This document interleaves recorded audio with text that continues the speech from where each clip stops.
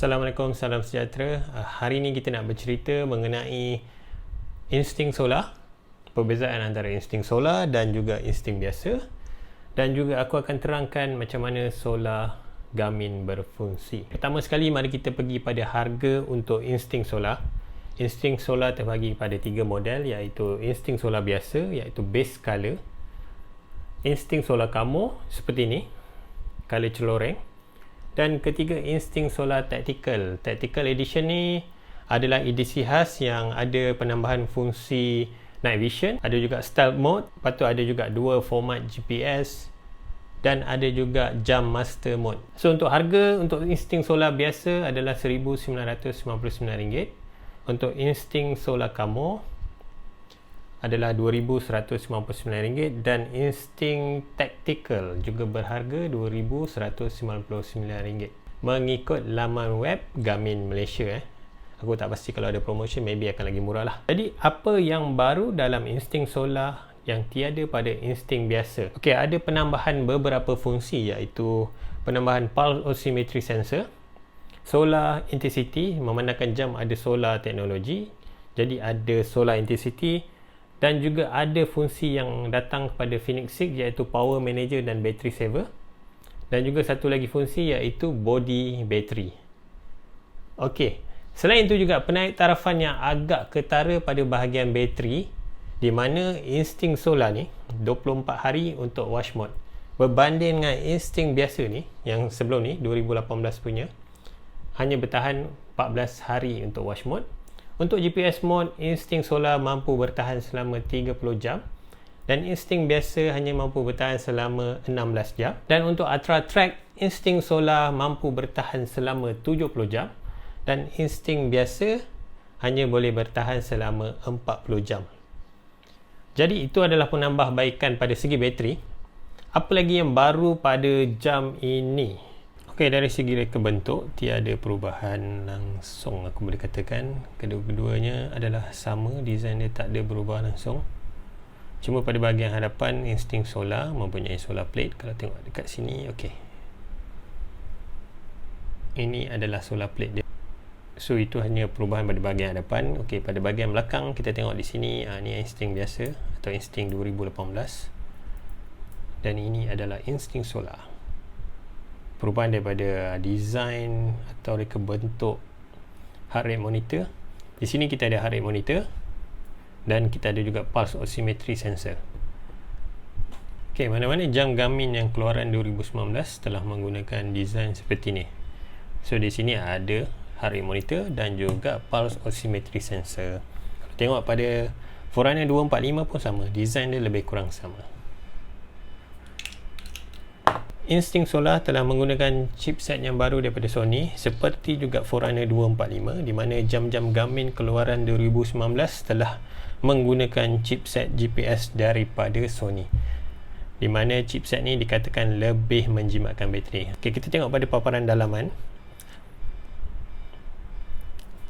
Okey, untuk watch face ada sedikit perubahan.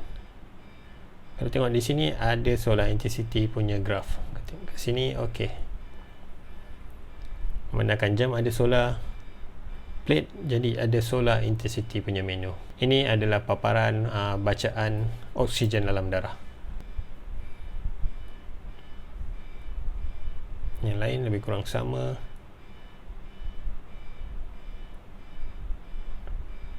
Temperature. Selain itu juga jam insting solar mempunyai fungsi terbaru, iaitu body battery. Ini adalah body battery.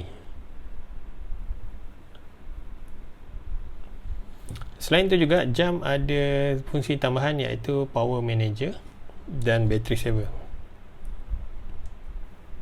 So kita pergi pada power manager dahulu. Okay, power manager ni seperti Phoenix 6 juga, dia boleh menjimatkan bateri, iaitu lebih kurang macam battery profile, di mana korang boleh pilih tetapan mengikut kesesuaian untuk memanjangkan bateri life. Okey, contoh kita pergi pada power mode dahulu. Okey, ada ultra track, di mana mode ni akan mematikan heart rate dan juga notifikasi atau sambungan kepada telefon. Untuk jacket mode, jam akan mematikan fungsi heart rate. Boleh custom juga, korang boleh letak mengikut kesesuaian korang nak. Fungsi ni juga boleh diubah semasa aktiviti. Contoh kita ambil di sini run.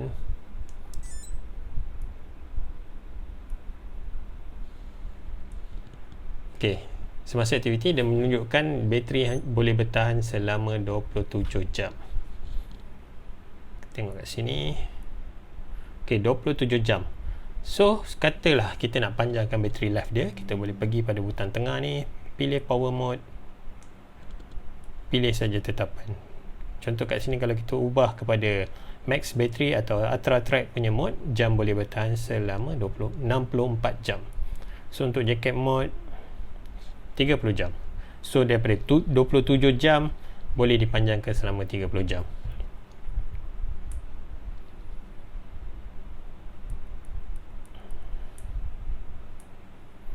Selain itu juga ada fungsi battery saver di mana korang boleh nak panjangkan battery life dengan menggunakan battery saver mode.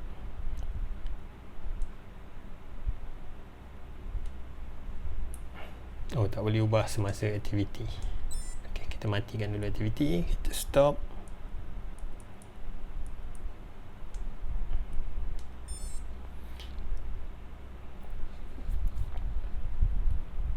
Okay, untuk akses battery saver lama-lama. Okay, di sini 23 hari.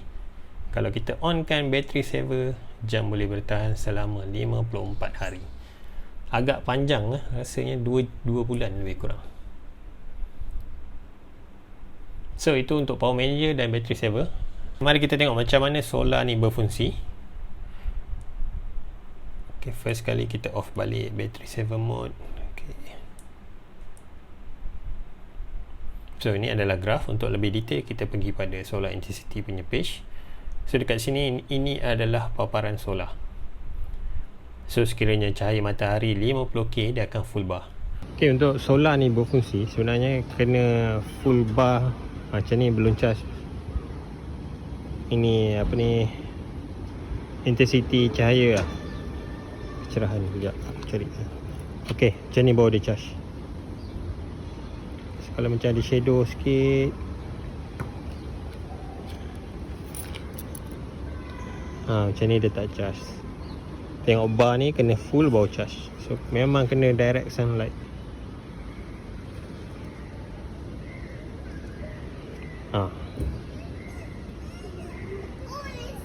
Memang korang kena berjemur betul-betul lah. Macam ni power betul. Rekod solar intensity ni juga boleh dilihat di dalam aplikasi Garmin Connect di smartphone. Korang boleh tengok jugalah kat situ. Okey, mari kita pergi kepada macam mana teknologi solar ini berfungsi.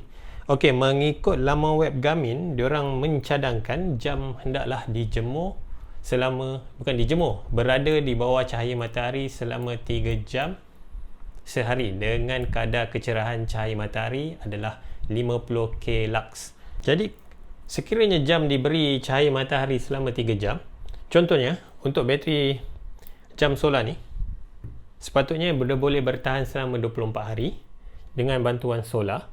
Sekiranya jam dijemur atau berada di bawah cahaya matahari selama 3 jam, jam boleh bertahan sehingga 30 hari. Untuk aktiviti pula, sekiranya korang menggunakan jam untuk GPS mode, kalau ikut aktiviti, jam hanya mampu bertahan selama 30 jam. Tetapi sekiranya aktiviti dilakukan di bawah cahaya matahari dan jam menerima 50K lux selama 3 jam, jam boleh dipanjangkan bateri. Jangka hayat bateri akan dipanjangkan selama 8 jam.